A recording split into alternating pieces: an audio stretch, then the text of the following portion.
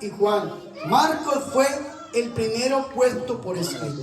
El Evangelio de San Marcos, nosotros encontramos dentro de este evangelista, mírenme aquí, encontramos que hay 5 enemigos de nuestro Señor Jesucristo. ¿Cuántos enemigos tiene Jesús? 5.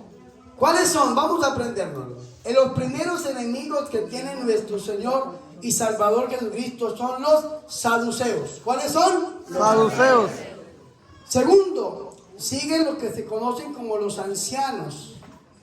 Tercer enemigo que encontramos de nuestro Señor y Salvador Jesucristo, encontramos los herodianos, los que eran seguidores del rey Herodes.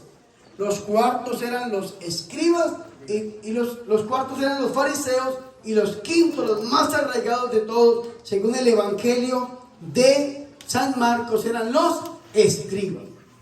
Resulta que los fariseos y los escribas podían compartir un mismo grupo, porque los escribas eran como los teólogos, como los estudiosos de la Biblia, y los fariseos eran como los seminaristas, los practicantes de lo que decían los teólogos, los escribas. ¿Me hago entender o no? Vean que aquí encontramos el grupo más arraigado en contra de nuestro Señor Jesucristo, que eran los escribas. Vean lo que dice la Biblia. Los escribas que habían bajado de Jerusalén, como eran los teólogos, los estudiosos, siempre vivían en la ciudad santa, la Jerusalén que fue destruida en el año 70. Habían bajado de Jerusalén porque el Señor Jesucristo estaba probablemente hacia la zona de Nazaret, hacia la Galilea de los paganos, y no hacia Judea, que era el lugar donde vivían los judíos, por eso se llama Judea. Estaba hacia abajo, hacia el mar de Galilea o el lago de Tiberiade, donde inicia el Señor Jesucristo su vida apostólica. Recordemos que nos dice Hechos de los Apóstoles que el Señor nació en Belén, pero que la cosa empezó en Galilea. Allá estaba el Señor. Jerusalén queda unos, ¿cuántos? 760 metros sobre el nivel del mar. Por eso la cruz de Dozulé tiene que medir 76 metros o 76 centímetros o 7 metros con 60. ¿Por qué? Resulta, mis hermanos, porque es a la altura de Jerusalén y del monte donde crucificaron a nuestro Señor y Salvador Jesucristo. Cuando usted llega a Tierra Santa, usted empieza a subir hacia Jerusalén. La subida hacia Jerusalén. ¿Y qué hacen estos enemigos de nuestro Señor Jesucristo? ¿Qué hacen?